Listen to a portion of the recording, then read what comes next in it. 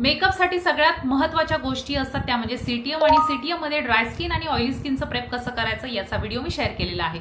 आज आपण बघणार आहोत कॉम्बिनेशन स्किनचं प्रेप कसं करायचं। कॉम्बिनेशन स्किनसाठी क्लिन्झर जे वापरणार आहे ते एकदम जेंटल माइल्ड तुम्ही घेऊ शकता, परंतु बॅलन्सिंग हवं म्हणजे आपल्या स्किनवर कॉम्बिनेशन जी स्किन असते त्यामध्ये ऑइली आणि ड्राय दोन्हीचं कॉम्बिनेशन असल्यामुळे बॅलन्सिंग असं आपल्याला क्लिन्झर घ्यायचं। टोनर जेव्हा तुम्ही परचेस कराल तेव्हा तुम्ही दोन प्रकारच्या टोनर मध्ये इन्व्हेस्ट करू शकता। एक तुम्ही ड्राय स्किन साठी जे टोनर मी मागच्या व्हिडिओमध्ये सजेस्ट केलेलं आहे ते तुम्ही वापरू शकता, किंवा मॅटिफाईंग टोनर कुठलंही वापरू शकता जेणेकरून तुमच्या टी झोन मध्ये जिथे ऑइलचं प्रमाण जास्त असतं तिथे ऑइल कंट्रोल होईल।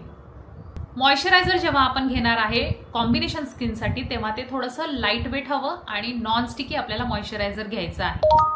कॉम्बिनेशन स्किन ही ड्राय आणि ऑइली दोघांचं कॉम्बिनेशन असल्यामुळे आपल्याला दोन्ही बाजूंनी विचार करावा लागतो आणि त्यानुसारच आपल्याला प्रोडक्ट घ्यावे लागतात। तुमची ही स्किन कॉम्बिनेशन असेल आणि तुम्हाला जर प्रोडक्ट सजेशन हवं असेल तर कॉमेंट करा कॉम्बिनेशन स्किन, तुम्हाला तुमच्या डीएम मध्ये प्रोडक्टची लिस्ट मिळून जाईल। भेटूयात नेक्स्ट व्हिडिओमध्ये।